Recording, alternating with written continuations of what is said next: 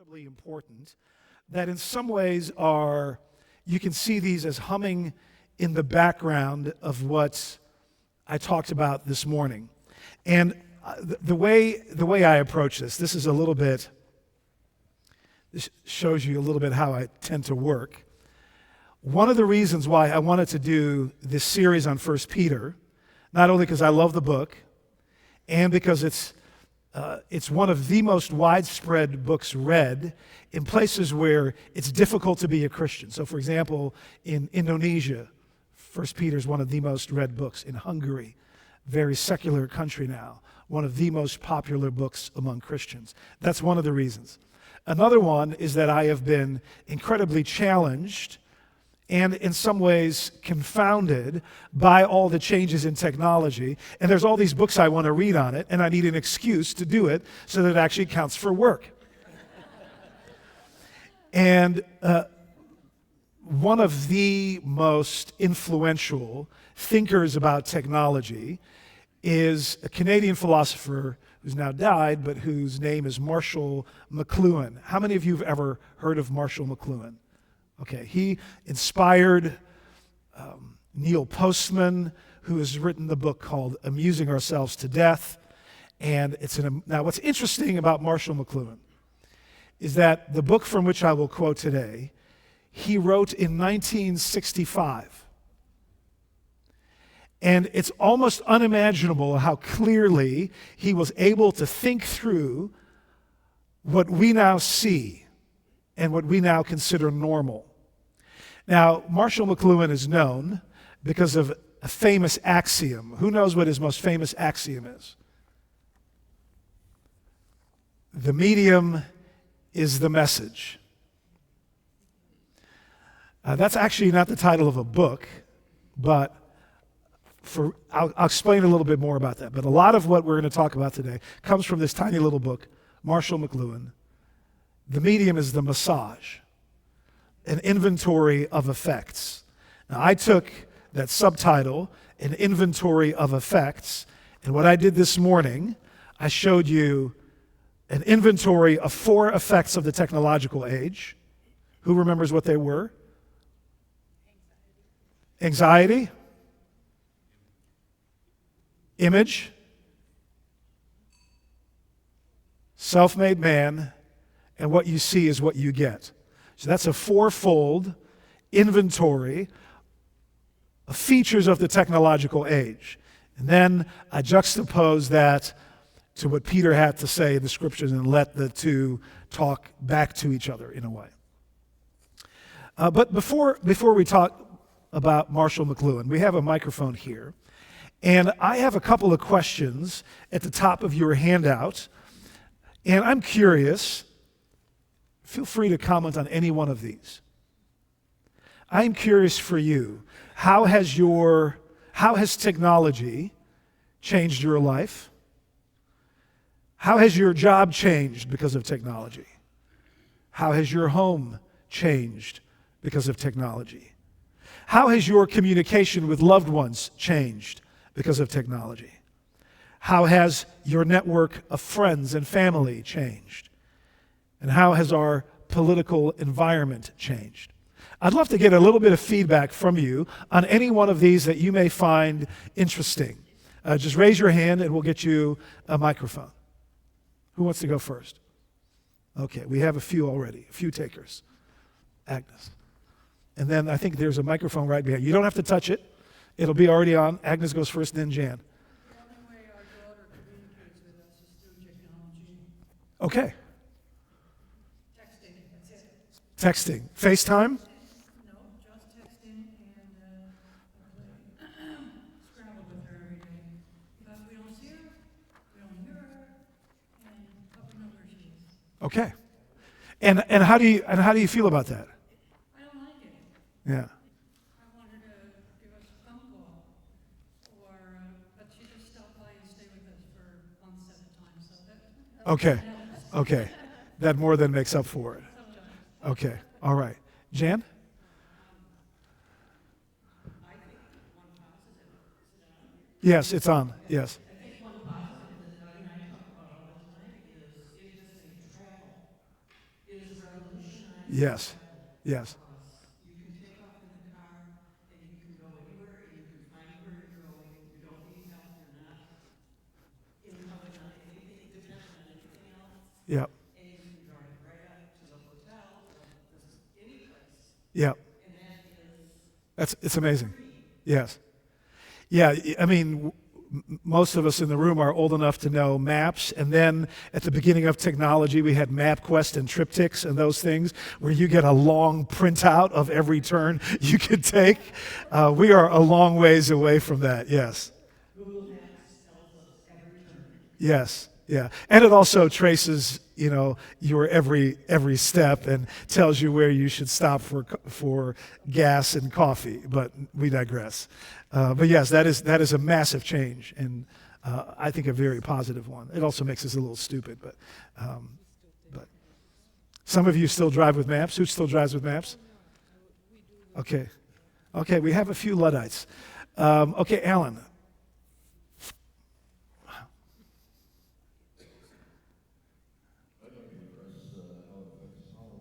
Yes.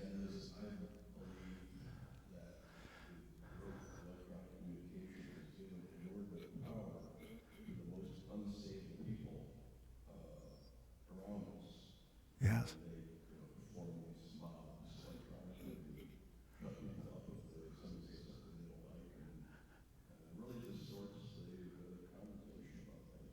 Yes. Yeah. Yeah, you really need no credentials, no intellectual, academic, positional credentials whatsoever to have a voice in politics.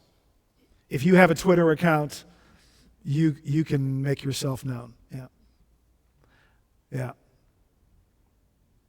And it's interesting we'll talk a little bit more about the technological environment. Environments, systems usually end up empowering the least stable.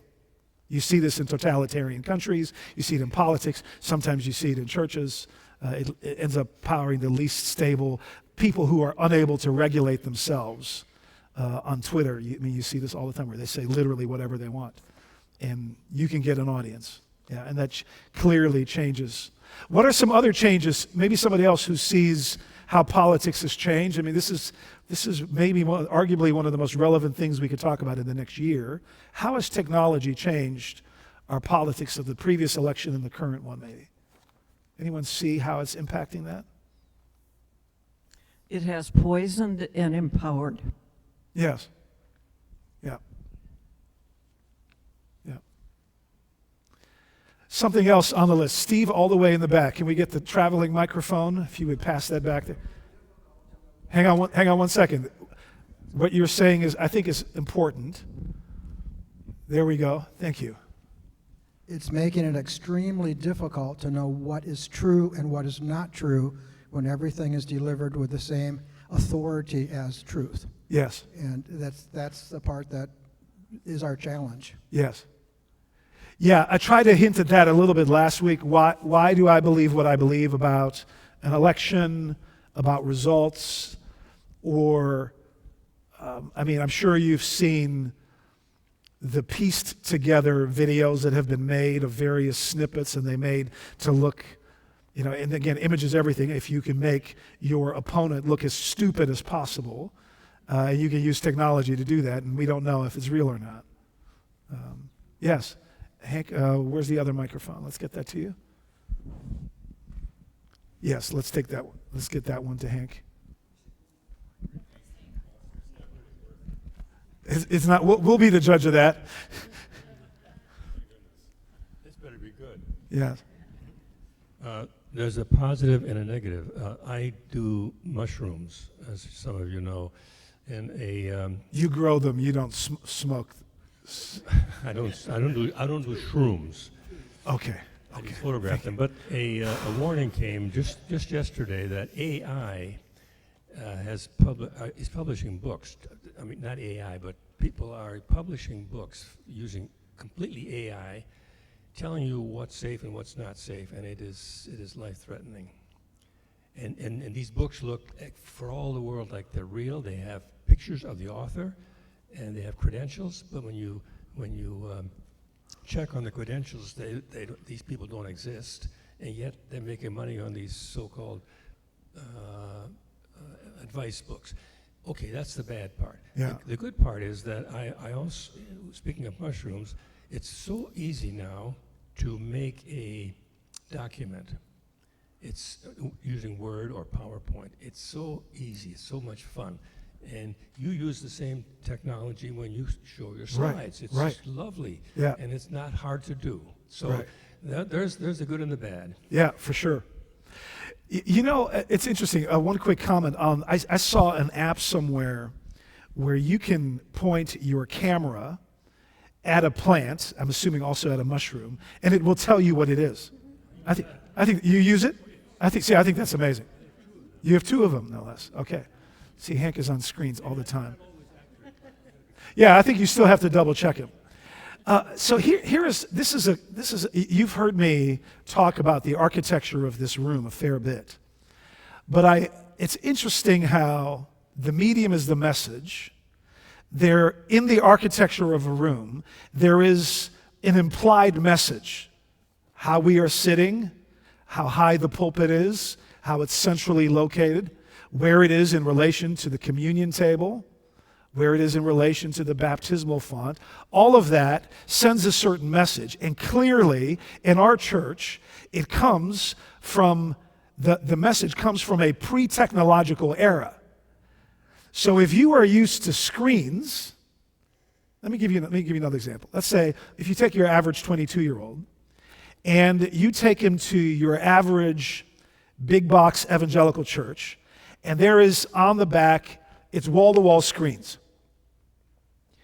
No 22-year-old is going to say, what's with the big screens? Because they're accustomed to it. But when they walk into this room, they're like, what's with the big pulpit? And there you see that we have grown so accustomed to seeing screens. And I felt that this morning, particularly because we're using prayers that are hundreds, if not thousands of years old, and melodies that the church has been singing forever. And it's so countercultural. It is a change of pace. We're part of a movement that precedes screens by a couple of thousand years. And it's like if you almost like need a user's guide to worship. Jan and I have actually talked about that. Providing a user's guide says, here's to why we're doing what we're doing, because it's going to seem strange if you come from a technological age. The medium and the message, the building shapes us in a certain way of believing something about God. Let me show you quickly a few things that Marshall McLuhan says. Now, I did not actually know about this book until Monday. I started to do my reading, and I thought it was a typo. Because, of course, his famous axiom is the medium is the message. And here is what I found. This is from Wikipedia, by the way. Why is the title of the book, The Medium is the Massage, and not The Medium is the Message? The title is a mistake. After the book came back from the typesetters, it had on the cover, Massage. The title was supposed to read, The Medium is the Message. But the typesetter made an error. After McLuhan saw the type, he exclaimed, "Leave it alone! It's great and right on target."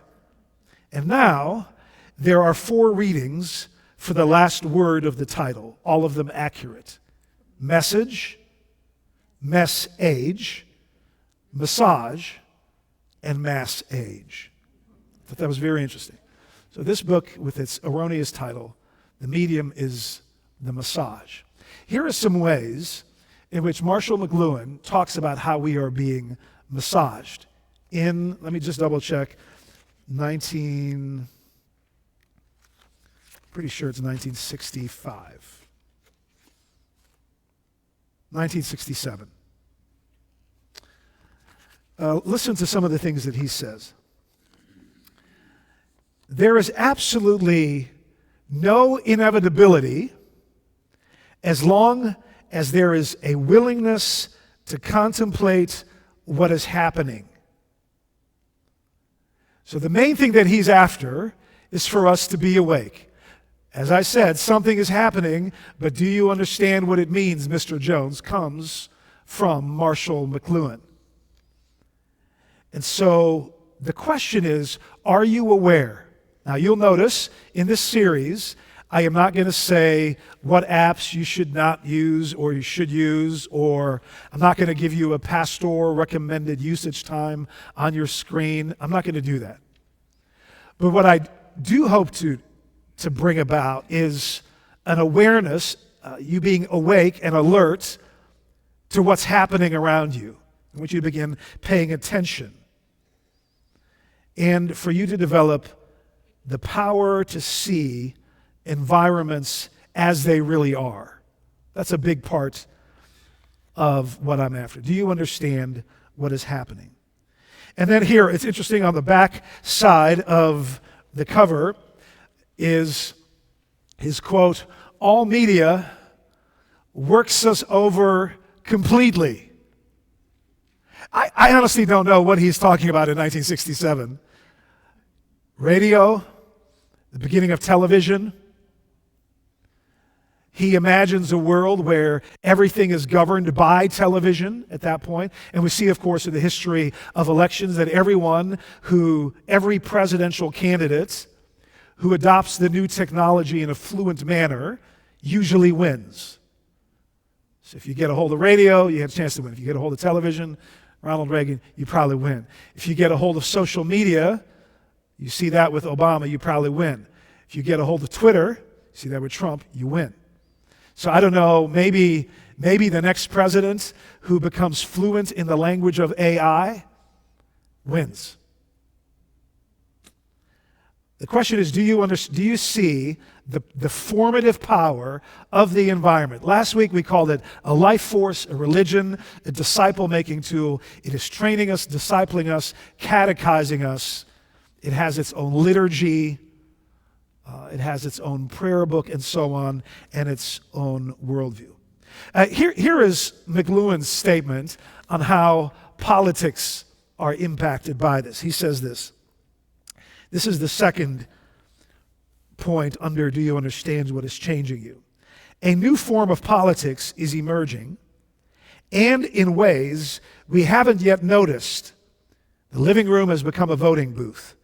Participation via television in freedom marches, in war, revolution, pollution, and other events is changing everything. Of course, it gives us exposure, it educates us, it informs us. I saw a little cartoon, maybe I'll show it to you one of these weeks. There's two girls, two co-eds coming out of class, and one says to the other, "You know, it's not that I don't like current events. It just seems lately there's so many of them."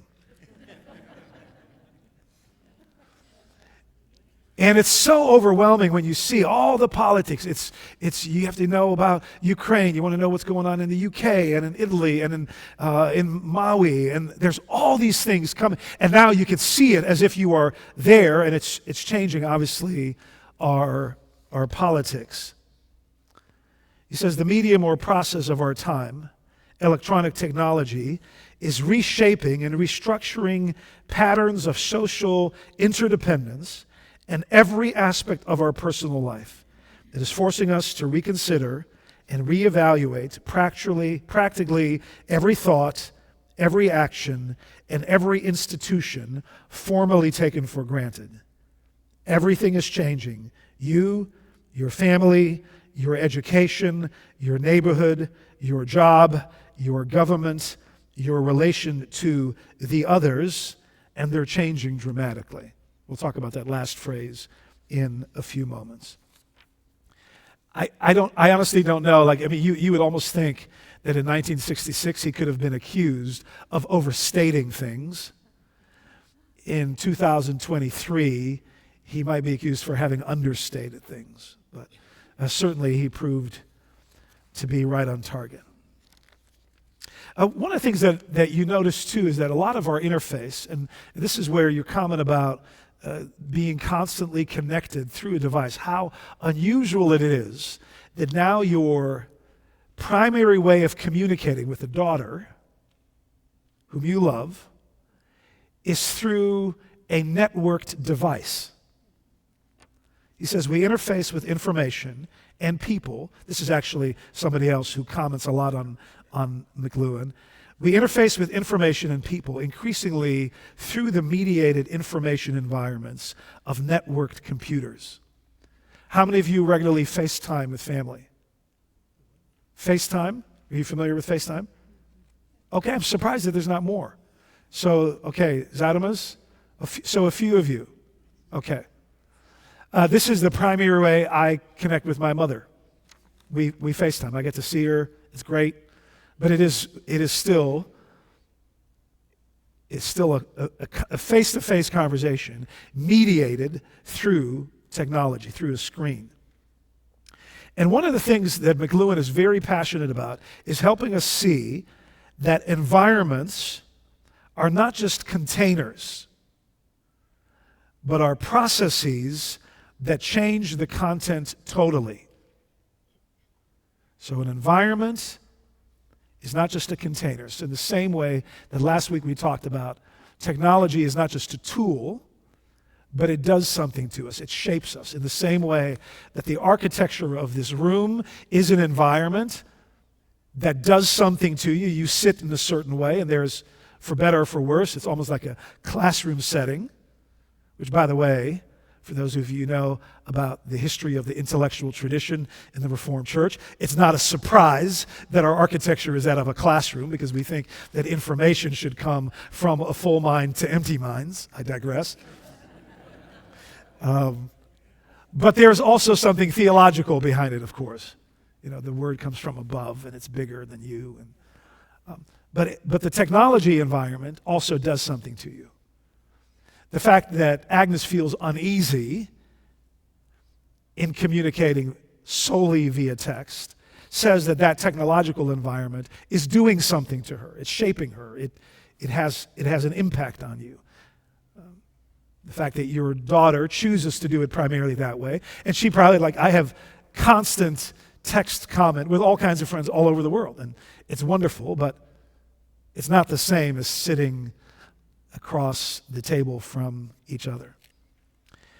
Now, one of the things that is interesting is how wars, revolutions, civil uprisings are interfaces within the new environments created by electric informational media.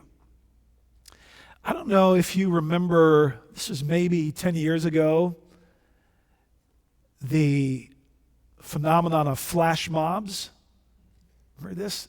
Somebody, I don't even know who did it, but somebody thought it would be cool in New York to have a flash mob. So on Twitter, they announced, let's have all of us go to the Apple store in downtown New York for a flash mob. It did not say, or there was no purpose behind it. They weren't trying to sell anything. It wasn't a movement. They weren't trying to do anything except for be a flash mob. And so a couple of thousand people show up at the same Apple store at the same time, and they realize that they're part of some game that somebody decides to play. And really the person who started it was like, well, it's interesting to see that people will actually do exactly what we tell them to do once they see it online. Only for them, these people, to realize that there was no purpose behind it. It was just that. Well, there was a string of these, and they got so out of hand with thousands of people showing up at stores all over Manhattan that now the police had to start tracing where these flash mobs would happen so that they would have plenty of security, because what would, of course, happen is the flash mobs became flash robs. All of a sudden, they start looting stores. And so there you see something that started as, I don't know, a joke or a pastime, all of a sudden becomes a movement within a city and obviously creates unrest. You also saw this with the Arab Spring. All of a sudden, in the Middle Eastern world, in the Arab world, you see this movement of people who are discovering technological freedom and with it political liberation. And in a world, particularly in the Arab world, which is very much still a word or a word-based culture. I mean, for them, sometimes people think that the equivalent of the Quran for a Muslim is the same as a Bible for us. That's not the case. The equivalent of the Quran for a Christian is the incarnate Son of God. So they have a very text-based culture, and all of a sudden they're discovering that they can give exposure to all kinds of different perspectives that are against the teachings of the Quran and give freedom politically, particularly to women. And all of a sudden you have an entire movement that takes the world by storm. I think McLuhan noticed that technology has that potential. Let me ask you this question, and we have the microphones ready to go. I don't know, and I don't know how much you engage on social media, but what do you notice about the mood of the technological environment? That may say something about where you hang out. Maybe you hang out on an online news source. Maybe it's CNN, maybe it's Fox, maybe it's on Facebook or on Twitter. What do you notice about the mood? Diana, we have a microphone for you. Ralph, would you pass that a minute? What do you notice about the mood of technology? What I notice about the mood is it's very negative, and I'm hooked on the right wing Glenn Beck. I got into it when I was Hang on one second. Somebody, every week, somebody turns it off. What is that? Just do not know how to use technology, Diana. Okay. Okay. I was a moocher and a taker for so many, many, many years, and so I got hooked on the libertarian viewpoint. But that's kind of what drove me to church, because I noticed I was hiding a lot in these radio shows. But what I noticed is they would take something silly or dumb that President Biden was doing, and they would just go over and over and over. And the latest one was criticizing Chris Christie because he gained weight after the surgery. And I just thought, I've got to get away from this, because it's just not edifying, and also it's like throwing eggs from the living room, right? We're throwing eggs at people all the time. So anyway. I think that about sums it up. It is interesting that you mentioned this, because I think this happens on all sides of wherever you sit on the political aisles. You also notice, of course, with what I said today, image is everything. And I have heard people say that Chris Christie will never win because he's obese, and we will only vote for a thin president. What else do you notice about the mood, the technological mood, all the way in the back? Oh, you have a microphone already. I notice that is one of the fear, that when you read something that tries to make you afraid of whatever. Yes. And I think that happens both politically but also commercially. If you do not have this, whatever it is, you won't be able to live life to the fullest. You need this now. This is clickbait, of course. You see how many of you are prone to click on clickbait? You see a little snippet of a title, and you're like, oh, if I don't click on this, I may be missing out on something. And then you realize, it takes a 45-minute rabbit trail. And what else do you notice about the mood of the present moment? Hostility? Yeah.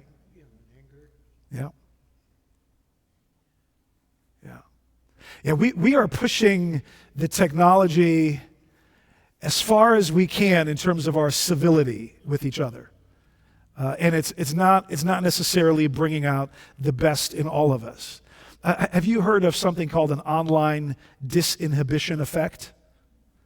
Online disinhibition, it is what it really sounds like, that people dare to say things in a disembodied environment on a screen that they would never, ever say to someone face to face. What's that? Or show things that they would never, yes, exactly. But that's like you talked about the willingness to contemplate something. You blurted out some angers, whatever. It's not like you've been writing and get to rewrite it. Yes. You've said it, and it's there. You know, where you don't contemplate what you're going to say, you just, or what other people say. Yeah. That it just comes out unwashed, you know, just uncensored at all. Yes, yes. I remember maybe the most famous example of this is maybe about 10 years ago. There was a woman who worked for a large conglomerate health insurance company, and her name was Justine Sacco. And Justine boarded a plane to South Africa, and she made on Twitter a funny remark, what she thought was funny. And she said something like, I'm going to Africa. Please pray for me. I hope I don't get AIDS. Oh, never mind. I'm white. So she, of course, meant it as satire on her own privilege. She realized the unfairness of her white and Western education and privileged position. But what she did not know is that her tweet went viral. And you can actually still find it if you go on Twitter and you go hashtag has Justine landed. For the duration of her 10-hour flight, people were live tweeting, has she landed yet? By the time she had landed, she had actually already lost her job. And she did not know. So you can imagine, she lands in Johannesburg and she opens her Twitter and she realized that she is the #1 topic in all of Twitter because of what she said. Now, should she have said that? Probably not. Intention no longer matters. And she ended up, of course, this is one of the most famous examples of where our intentions and what we say in a disembodied way that you would never say to an African who is struggling with AIDS, but you would say it on Twitter. And this is one of the things that happens with the online disinhibition effect. I'm part of a couple of different pastors groups, Christian Reform pastors group, and a worship leader pastor group, and I'm always amazed. I never post. Sometimes I read. Most of the time I read because I don't read because it's just so sad. Somebody asks a genuine question, and they just get lambasted for no apparent reason whatsoever. It's like, okay, all the fun is taken out. So I'm taking my technological marbles and going home and playing by myself. Okay, here's another thing that McLuhan noticed. The innumerable confusion and a profound feeling of despair invariably emerge in periods of great technological and cultural transitions such as our own. So all the changes make us anxious because we don't like change. We're not used to change. And I think it's particularly my children, your grandchildren, who notice this the most. I think this is one of the reasons why there's so much anxiety. I notice this with my own kids when it comes to how they communicate with their friends. I don't think I'm that old or I'm that technologically inept. I do not understand how they communicate with each other. It's perfectly normal for my kids' generation to ask somebody of the opposite sex out for a date through a text message or a direct message on Twitter. To me, that's the rudest thing you could possibly do. Well, my son's now married, and he first, met his now wife because he sent her a direct message on Instagram. I was horrified. I was like, how can you do that as a black man? Like, we don't do these things. Oh, Dad, So, but all of that changes the rules of engagement with employers, with social relations. It changes, and the changing of the shifting of the tectonic plates of our culture is creating some of what he calls the innumerable confusion and profound feeling of despair. I want to close with this last one because I think this is interesting, and I'm just learning how to wrap my head around this. And I marvel that he said this in the 60s. And this has to do with how technology shapes your perspective on the others. So the other might be someone who's in a different socioeconomic group, somebody who's of a different political opinion, somebody who has a different sexual orientation, somebody who's in a different socioeconomic group, and so on and so on. Those would be the others. But here's what he says. Electric, how do you say this word? Circuitry? Circuitry? Of course I don't know that word. Go figure. Electric circuitry has overthrown the regime of time and space and pours upon us instantly and continuously the concerns of all other men. So at any given time, I can find out what's happening in Hawaii. At any given time, I can get real footage of real soldiers fighting in Ukraine today. You can see it on a live stream. We were amazed when there was the high-speed chase or the low-speed chase with in the white Bronco with what's his name? Exactly. We were part of that, and it doesn't really matter what time zone you're in. You see something for somebody who is other, whether it's in this case a Ukrainian or a storm, but also people that are not on your radar necessarily.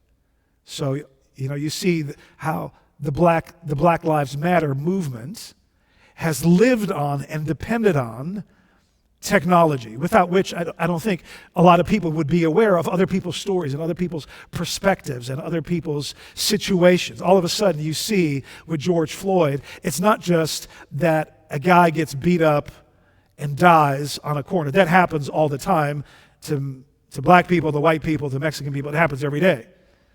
But we were able to see it. And all of a sudden you see arguably one of the most certainly high-profile and contentious debates of the last 5 years as a result of something that we were able to experience through technology, because now all of a sudden you see the other. And so we wonder, how often does this happen? How often does this happen to brown people? Does it happen as much to white people? And so the debates begin. And then he also says this, the shock of recognition in an electric information environment, minority groups can no longer be contained or ignored. Too many people know too much about each other, and our new environment compels commitment and participation. We have become irrevocably involved with and responsible for each other. So we are now responsible for what we see about the plight of other people. Now that can lead to great action, can lead to a just and kind and virtuous response, but it can also lead to overwhelming. One of the things that I noticed at Wheaton College when we would, on any given year, we'd have lots of different speakers from all over the world. Usually missionaries would come, and we had 100 chapel services in one academic year, which is a lot. And all 2,500 students attended mainly all of those. And one of the things that happened is every missionary coming through would say, my situation in Papua New Guinea is the most important one. And then there would be a missionary in Indonesia. My situation in Indonesia is the most important one. And so on, all year long. And after a while, between technology and the information about all the others coming to us, there's a certain fatigue sets in. And that fatigue, I'll deal with that at some point in another message, that leads to nihilism. It leads to nihilism, of course, Nietzsche's idea of God is dead, no one really cares anymore, daily life doesn't really matter anymore. So what are you going to do when you see the messages, the plight, the difficulties of millions of people around the world? I'm just going to stick my head in the sand because I can't do anything anymore. And so now I worry about changing the world because I've been told that's what courageous people do, but I realize that my neighbor might need her lawn mowed, or the person next to me might be a person that I could actually be in touch with. So it disembodies us from real change with real people in real neighborhoods, in real churches, and it makes us worry about all the stuff that's happening in the world, and it seems incredibly overwhelming to us. This is why I think it's so tricky to figure out how to live as Christians in a technological age. Okay. Next week, I don't know what I'll read this week, but we'll share more about it. Let's Let's close with prayer. Father in heaven, we thank you that you are calling us at this time in this place to bear witness to the good news of Jesus in word and deed, in the power of the Holy Spirit. And that is what we need your help with. Help us learn to navigate this technological environment as salt and light, as people who live by faith, and everywhere they go and everything they post is done with joy and with kindness and with respect, as if writing to and about the Lord Jesus himself. We pray that you would continue to shape and form us in your image. And we all said, amen. Have a wonderful, beautiful Lord's Day. Thank you. Thanks for the You bet. It's my pleasure.